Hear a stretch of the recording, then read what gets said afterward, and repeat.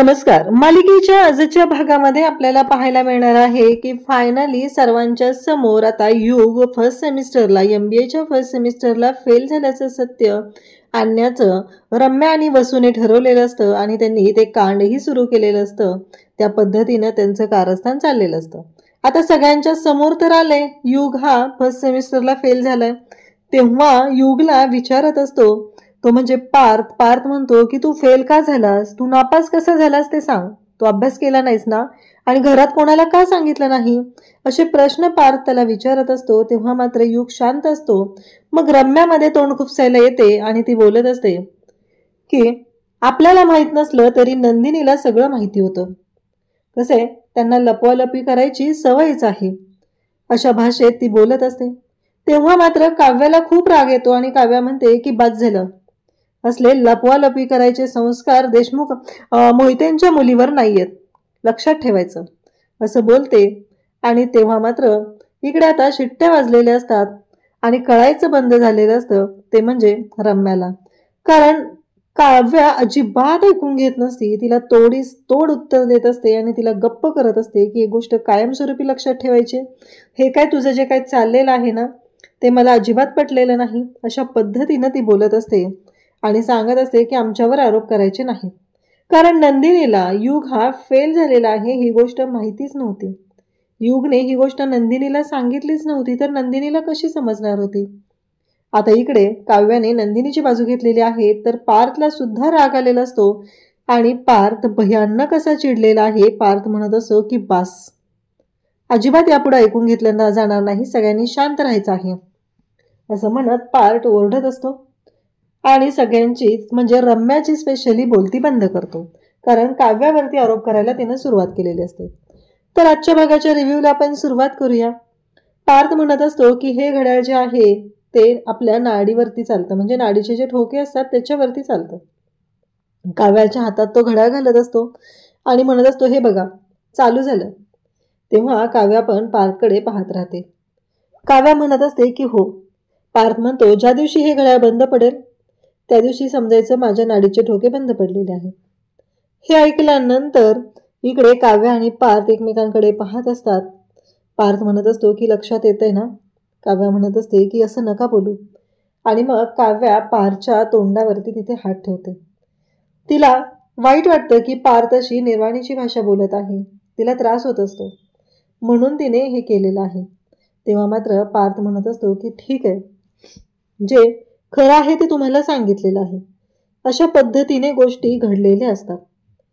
त्याचबरोबर इकडे काव्या निघालेली असते. पार्थला सुद्धा खूप वाईट वाटत असतं. पार्थला वाटत असतं की काव्याने जाऊ नये. काहीही झालं तरीही काव्याने या रूममधून बाहेर जाऊ नये, एवढंच इकडे पार्थच्या डोक्यात असतं.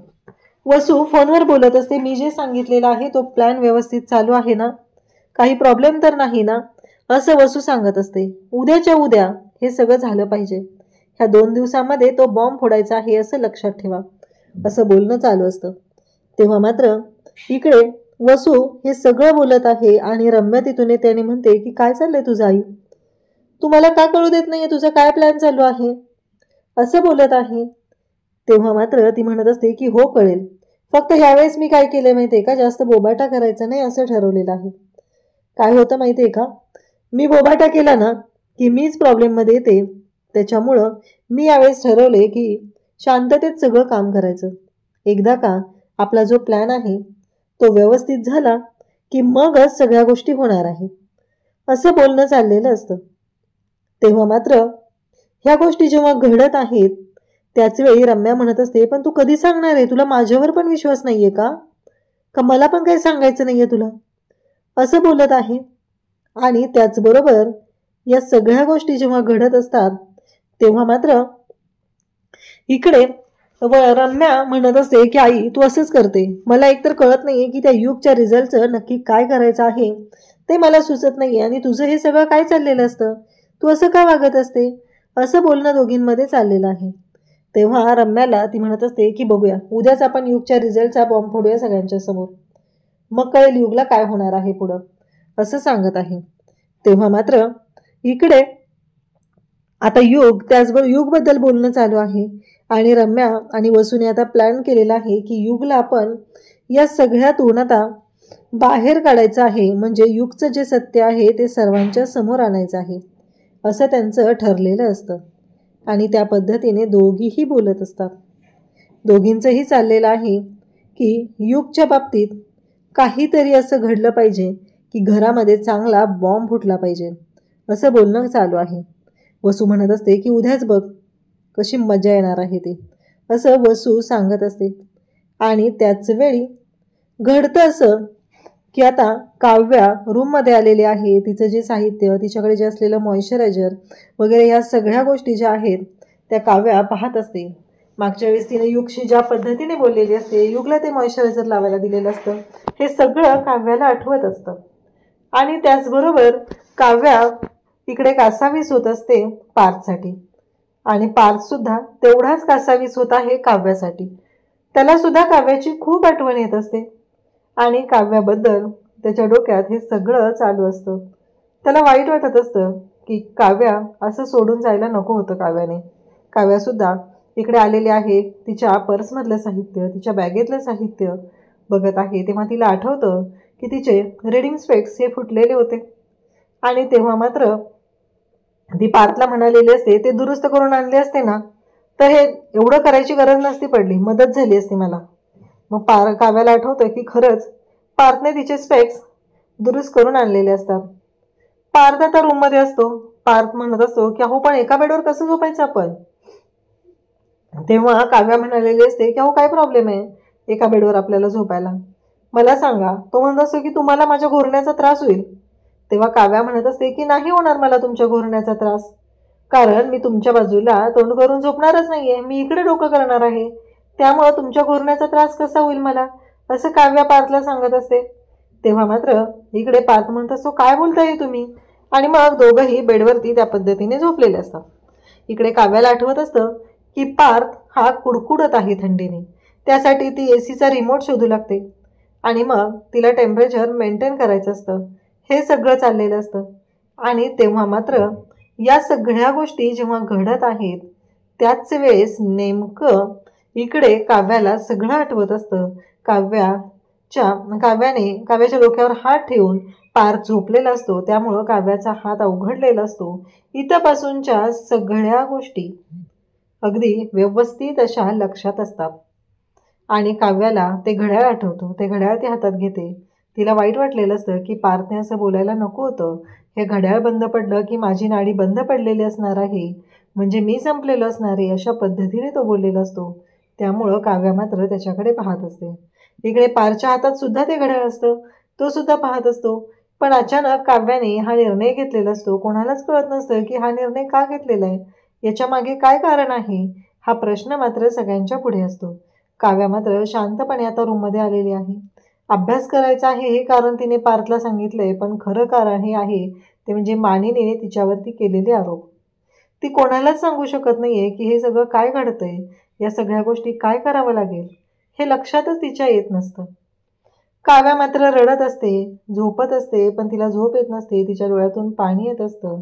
तिला वाईट वाटतंय की पार्थला आपण फसवतोय, पार्थची खोटं बोलतोय, ह्या गोष्टीचं तिला वाईट वाटलेलं असतं. आणि म्हणूनच तिने रडायला सुरुवात करते. इकडे दुसऱ्या दिवशी नंदिनी आता काव्याच्या रूममध्ये आलेली असते. काव्याला म्हणत असते अगं झोप, किती अभ्यास करतेस, काल रात्री पण बराच वेळ गेस्ट रूममधला लाईट ऑन होता म्हणून विचारलं. तेव्हा काव्या म्हणते हो ना गं, हा चॅप्टर जो आहे ना थोडा डिफिकल्ट आहे, मग तो कम्प्लीट केला पाहिजे. काव्याला नंदिनी म्हणत असते पण मला एक कळत नाही आहे की तू इथे गेस्ट रूममध्ये आणि बॅग वगैरे घेऊन आली, याचा काय अर्थ आहे, म्हणजे तुझ्या डोक्यात वेगळा काही प्लॅन तर नाही आहे ना, असं बोलणं चालू असतं. का राहिला चालीस तू इथे, मला ना आठवतंय माहिती आहे का तुला की जेव्हा आरुषी मोठमोठ्याने फोनवर बोलायची तेव्हा तू आरुषीला रूमच्या बाहेर काढायची, पण येते तर तू रूमच्या बाहेर आलीस, तू कधीच तुझी रूम सोडली नाही. तेव्हा काव्या म्हणत असते तुला माहिती आहे ना आपली आरुषी कशी होती, केवढी मोठमोठ्याने फोनवर बोलायची. नंदिनी म्हणते हो ना, म्हणून तर तुमच्या रूममध्ये चाललेलं जे गॉसिपिंग असायचं ते मला माझ्या रूममध्ये सुद्धा ऐकायला यायचं. असं दोघींचंही बोलणं चालू असतं. आणि त्याच वेळेस इकडे काव्या बोलत असते. काव्या म्हणत असते पण अगं इथं ती आमची रूम आहे ना, आणि पार्थ देशमुख ते कशात माहिती आहे का, आरुषीसारखेच आहेत. म्हणजे भारतातल्या टॉप 30 आर्किटेक्चरपैकी एक असणारे पार्थ देशमुख बायकांसारखी बडबड करतात. बरं, राहिला प्रश्न शांततेचा, झोपल्यावर पण शांतता लाभत नाहीये, कारण तेव्हा ते घोरत असतात. हे सगळं काव्या नंदिनीला सांगत असते, परंतु काव्याच्या मनात खरं कारण असतं. नंदिनी पाहते काव्याच्या डोळ्यात तिला थोडंसं पाणी आलेलं दिसतं. तेव्हा ती नंदिनी जवळ येते आणि विचारते, काव्या, म्हणजे मला असं का वाटतंय की तू काहीतरी कव्हर करतेस, काहीतरी लपवतेस? तेव्हा काव्या म्हणते, नाही ग ताई, मी काहीही लपवत नाहीये, काहीही कव्हर करत नाहीये. तेव्हा नंदिनी म्हणते, नाही, मला जे वाटतं ते मी तुला बोलून दाखवलं, पण जर तसं काही असेल तर सांग मला. काव्याच्या डोक्यात तेच असतं की जोपर्यंत तू स्वतःला निर्दोष सिद्ध करत नाही तोपर्यंत तू गेस्ट रूममध्ये राहायला जायचं, असं मानिनीने तिला सांगितलेलं होतं. ह्या गोष्टी तिच्या डोक्यात सुरू असतात. काव्या आणि नंदिनी दोघीही एकमेकींच्या समोर उभ्या आहेत. काव्या म्हणते, नाही ग ताई, तसं काही नाहीये, असं म्हणत ती बोलत आहे. आणि त्याचबरोबर इकडे पार्थ तिथे आलेला असतो. पार्थ म्हणतो, काय मग, जावा जावा गप्पा मारताय तुम्ही? तेव्हा नंदिनी म्हणते, नाही ना, तसं काही नाहीये, तिचा अभ्यास कसा चालू आहे ना ते बघायला आलेली आहे. तेव्हा मात्र पार्थ म्हणत असतो, नाही, मला वाटलं तसं. म्हटलं, काव्यासाठी कॉफी. काव्या मात्र हादरलेली असते, पार्थ तुम्ही इथं कशाला आला? कारण तिला आठवत असतं, तिला मानिनीने सांगितले माझ्या पार्थपासून लांब राहायचं. आता मात्र ह्या सगळ्या गोष्टी असतात. पार्थ म्हणतो की अहो, तुम्ही अभ्यास करून दमला असाल ना, म्हणून तुमच्यासाठी कॉफी आणलेली आहे. नंदिनी म्हणते, चालेल, तुम्ही दोघं बोलत थांबा, मी जाते, असं म्हणत नंदिनी तिथून जायला लागते. आणि तेव्हा मात्र पार्थने काव्यासाठी कॉफी आणलेली आहे, काव्याला कॉफी देतो आणि तिथेच बसत असतो.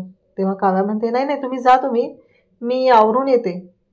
आणि त्याचबरोबर पार्थला ती जायला सांगते, कारण तिच्या डोक्यात एकच असतं, जर मानिनी काकूंना समजलं पार्थ डायनिंग टेबलवर किंवा रूममध्ये नाही आहेत तर मानिनी काकांना हे आवडणार नाही. तेव्हा पार्थ माघारी येतो आणि म्हणतो, सिनेमन कॉफी, असं म्हणत काव्याला चिडवतो आणि आता निघून जातो. इकडे आता डायनिंग टेबलवरती युग बसलेला असतो. मानिनी त्याच्यासोबत असते. युग, तुझं काय चाललंय, काय ठरतंय तुझं? आणि या दोघींचा मात्र प्लॅन सुरू असतो. त्यांनी तो रिझल्ट युगचा आणलेला असतो, त्याचे फोटो काढून घेतलेले असतात, त्याची प्रिंट आणून आता त्या एका एन्व्हलपमध्ये ते टाकलेलं असतं आणि तो एन्व्हलप चुरगळा मुरगळा करून त्या डस्टबिनच्या कचऱ्याच्या तिथे टाकत असते रम्या. वसू तिथे येते आणि मानिनीला म्हणते, हे घे. अगं मानिनी, सध्या ना गरमी खूप वाढली, मला ना किचनमध्ये त्रास होतोय, थोडं एसीच्या समोर थांबू का? मानिनी म्हणते की काय चाललंय तुमचं? म्हणजे घरात सगळ्यांना वेळेवर जेवण नाश्ता लागतं हे तुम्हाला माहिती आहे ना, मग हे सगळं काय बोललं जात आहे? आता हे जेव्हा बोलणं चालू आहे तेव्हा मात्र ती म्हणते की तुमचं काम करायला घ्या. आता इकडे जेव्हा गोष्टी घडत आहेत त्याच वेळेस युग तिथं असतो. युगला विचारलं जातं. मानिनी त्याला विचारत असते, तुझं काय चाललंय युग, कळेल का? कधी जाणार आहेस तू, काय करणार आहेस? हे सगळं बोलणं चालू आहे. आणि तेव्हा मात्र आता तिथे फोनवर बोलतच मिथुन काका येतात. त्यांच्या मित्राच्या मुलीला MBBS मध्ये टॉप केलेलं असतं तिनं, आणि तिथं ते बोललं, तिचा रिझल्ट लागलाय, मग पार्टी करूया वगैरे असं सांगत असतात. तेव्हा लगेचच विचारलं जातं. युग तिथं असतो, विचारतो, काय झालं नक्की? तेव्हा मिथुन काका सांगत असतात की काय झालं माहिती आहे का रे युग, तू पण ते MBBSला आहे ना? हां, नाही रे, तू MBAला आहे, बरोबर आहे. आणि त्याचबरोबर ते बोलत असतात. त्याच वेळी इकडे ते म्हणतात, तुझा रिझल्ट कधी रे युग, का मला सांगितलं नाहीस? तेव्हा तिथे बसू असते, ती म्हणत असते की बरोबर आहे. इकडे युगने आपल्यापासून लपवूनच ठेवलेलं आहे ते. नाही, लपवालपी करू शकतो ना तो. तेव्हा नंदिनी तिथं असते. नंदिनी म्हणत असते की वसुहत्या, बस झालं, युगवरती चांगले संस्कार आहेत आणि तो अशी लपवालपी करणार नाही. तेव्हा वसुहत्याला लगेचच मिथुन काका पण म्हणतात की हो, कसं आहे माहिती आहे का, त्याच्यावरती त्याच्या आईबाबांचे आणि माझे संस्कार आहेत. तुम्ही सगळ्यांना तुमच्याच तराजूत मोजू नका. तुम्ही ज्या पद्धतीने आहात त्या पद्धतीने तुम्हाला वाटतं तसंच सगळेजण आहेत असं नाही आहे ना, असं बोलणं चालू आहे. तेव्हा मात्र काव्या तिथं आलेली असते. रम्या लगेचच तलवार उपसून तयारच असते. ती म्हणते की नक्की म्हणायचं आहे काय, माझ्या आईशी या भाषेत बोलायला चालणार नाही. तेव्हा काव्या तिथे येते आणि म्हणते की बस झालं, कसं आहे, तुम्ही जसे आहात ना तसेच तुम्हाला सगळं दिसतंय. तुम्हाला सगळं जग पिवळच दिसतंय, कावीळ झालेल्या माणसासारखं. माझ्या नंदिनी ताईबद्दल एकही शब्द वाईट बोलला तर मी ऐकून घेणार नाही, कारण नंदिनी ताई बरोबरच बोलत आहे. आणि तुम्ही तर बोलूच नका हो, तुमची लायकीच नाहीये, असं काव्य बोलत असते. तेव्हा मात्र आता धक्का बसलेला असतो. मानिनी पण तिथं असते, काव्य आणि रम्या आणि वसू यांच्यामध्ये. ती म्हणते की तुम्ही नंदिनी ताईच्या बाबतीत वागताना लाज लज्जा सगळी सोडली होती. आता मात्र राग आलेला असतो, तो म्हणजे रम्याला. रम्या म्हणत असते की तू काय बोलतेस, आणि वसू तर म्हणते तू माझी लाज काढते, तुला कळतंय का तू काय करतेस, असं इकडे वसू सुद्धा बोलत असते. आणि त्याच वेळी गोष्टी अशा घडत असतात, तेव्हा सगळ्यांनाच धक्का बसलेला असतो. आणि मग काव्या म्हणत असते की बाद झालं, तुम्ही तर बोलूच नका संस्कार वगैरे या सगळ्या गोष्टींबद्दल, कारण ते तुम्ही विसरलाच आहात, असं म्हणत बोलणं चालू आहे. आणि तेव्हा मात्र इकडे आता पार्थ आलेला असतो. उद्याच्या भागात आपल्याला पाहायला मिळतं की पार्थलाही या गोष्टी कळलेल्या असतात. आणि पार्थला या गोष्टी कळल्यानंतर पार्थ म्हणतो, युग काय झाले, तू नापास झालास, तू अभ्यास केला नव्हतास का, असं म्हणत बोलणं चालू असतं. आणि तेव्हा मात्र इकडे पार्थ म्हणतो, नक्की काय झालेलं होतं. रम्या तिथे येते आणि म्हणू लागते की कसं आहे माहिती आहे का, तुम्ही विसरला असाल, पण युगने या सगळ्या गोष्टी घरामध्ये सांगितलेल्या होत्या. आणि आपल्या कोणाला नसेल सांगितलं तर त्याने नंदिनीला मात्र सांगितलंय. आणि शेवटी काव्य अशी आहे आणि नंदिनी तशी. नंदिनीने ही गोष्ट आपल्या सगळ्यांपासून लपवून ठेवली आहे, कारण त्याने सांगितलं होतं. तेव्हा ती म्हणत असे, नाही मला नाही सांगितलं. आता काव्य तिथं भांडायला तयार असे. त्याच वेळेस इकडे मानिनी तिथं असे. मानिनी म्हणते, बस झालं, किती वेळ झालं, काय चाललंय तुमचं हे सगळ्यांचं, आणि युगला विचारू लागते. परंतु युग मात्र तेच उत्तर देणार आहे. आणि इकडे काव्या म्हणत असते की मोहितेंच्या मुलींवरती हे संस्कार नाही आहेत की त्यांनी काहीही केलं तरी चुकीचं आणि खोटं वागतील, लपवालपवी करतील. हे संस्कार मात्र मोहितेंच्या मुलींवरती अजिबात नाही, असं बोलणं चालू आहे. आणि तेव्हा मात्र काव्याने बोलती बंद केलेली असते. आणि त्याचबरोबर काव्या हे सगळं जेव्हा बोलत आहे तेव्हा मात्र पार्थ म्हणतो की बस झालं, असं म्हणत तो रम्याला गप्प करत आहे, रम्याची बाजू घेत आहे. अशाच अपडेटसाठी चॅनलशी कनेक्ट राहा. थँक्यू.